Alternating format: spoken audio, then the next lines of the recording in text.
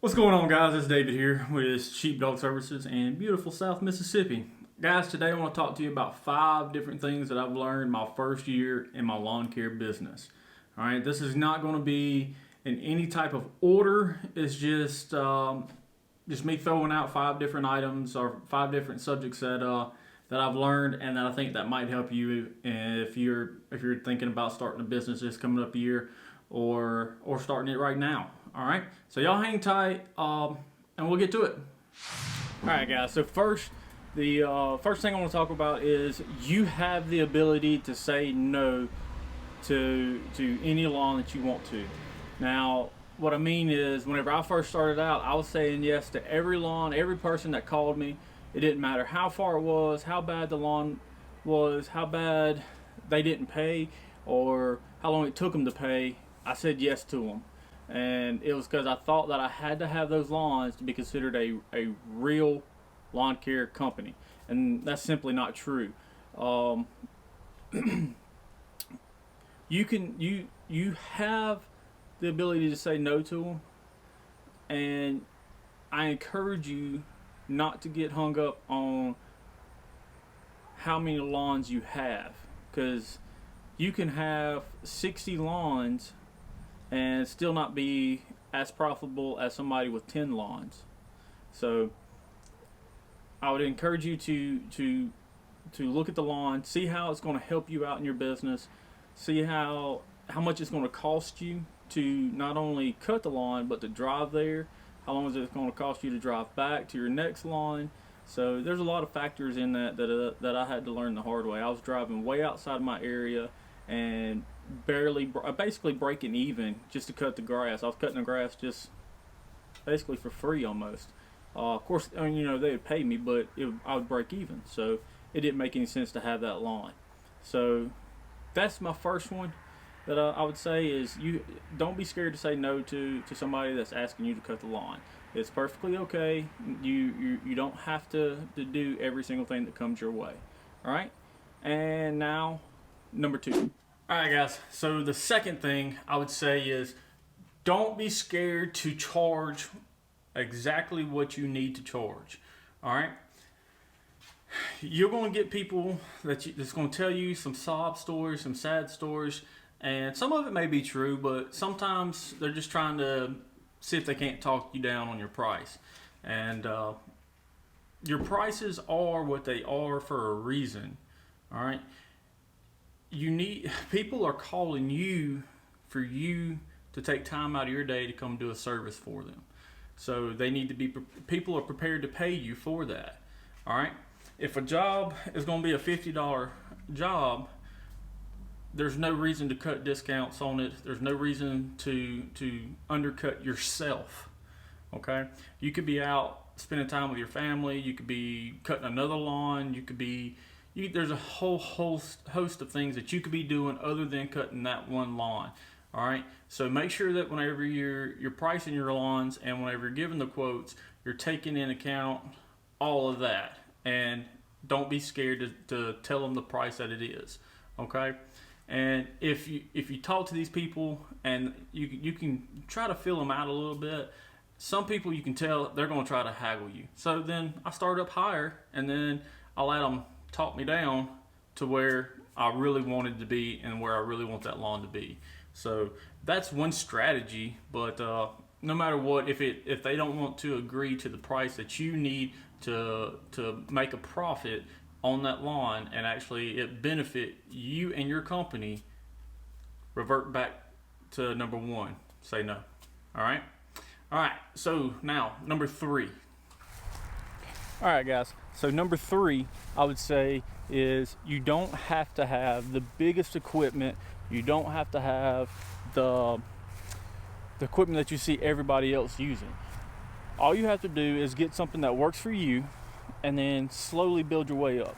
All right? You'll hear people talk about all the time, don't go into debt just to start the business. Don't, people say all kinds of different stuff. All right? Everybody's situation is going to be different. So I'm not going to tell you not to go into debt, but if you can't afford a $8,000-$10,000 lawnmower, don't go and buy one. you can easily do like I did. You can start off with a entry level or even a residential level. Now a lot of people's going to hear that and say, oh, he don't know what he's talking about. Last time I checked, a residential lawnmower still cuts grass.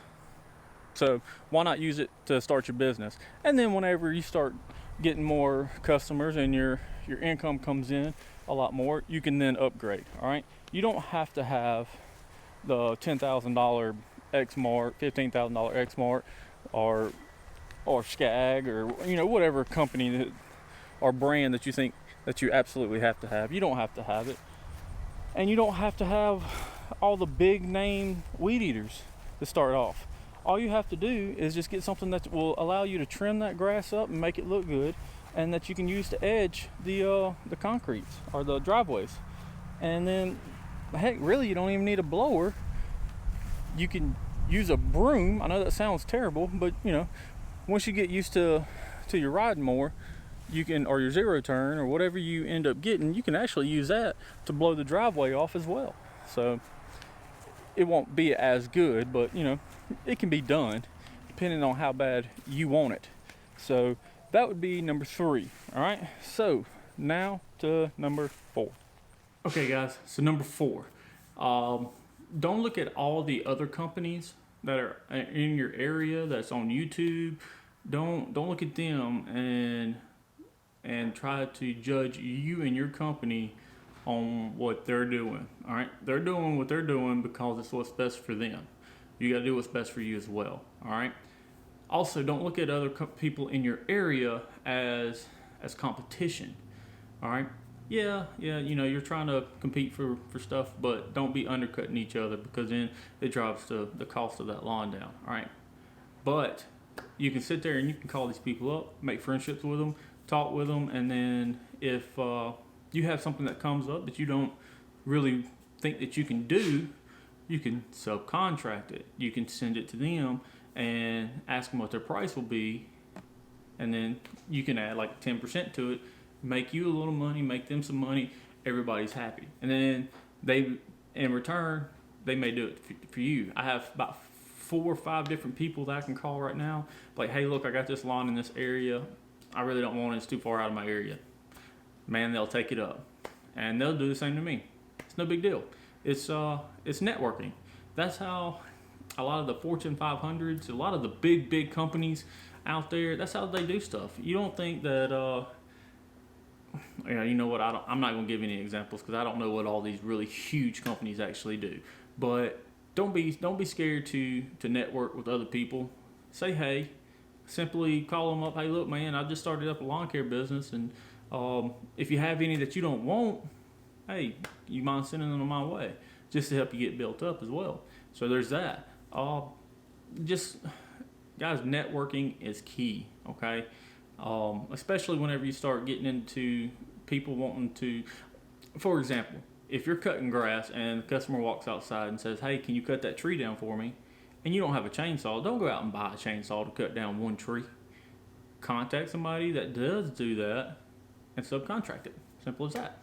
And it may be another lawn care company that needs to, how about this, trimming hedges. You may not have a hedge trimmer, but that's your customer, so you can subcontract it out and have somebody else come over and do that for you. So just try to make some contacts with other lawn care companies in your area.